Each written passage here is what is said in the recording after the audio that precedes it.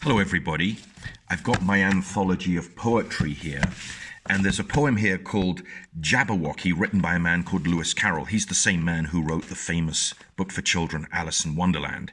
But it's a book not just for children, adults read it a lot. I've just finished it again, I love it. So this is one of the most famous poems for children ever written, but interestingly, Lewis Carroll invents a lot of words. And so who really knows what it means? See what you think. It sounds great. It's called Jabberwocky.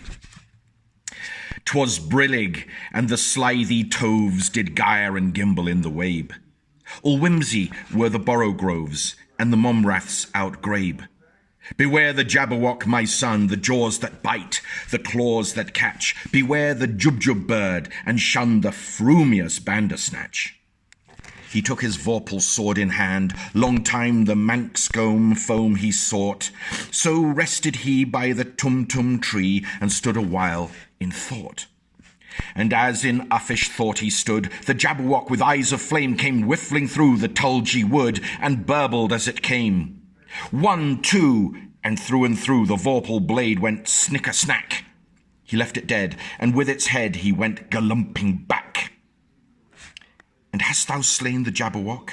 Come to my arms, my beamish boy, O frabjous day, calloo callay, he chortled in his joy. 'Twas brillig, and the slithy toves did gyre and gimble in the wabe. All mimsy were the borogroves, and the momraths outgrabe. What do you think it means? What an interesting poem. And it just shows you in poetry how the sounds of the words make us think of things, even though at first hearing they may not actually have a meaning. Because a lot of music gets into, a lot of music gets into poetry. So there it was, the Jabberwocky. I think I've got all the words right.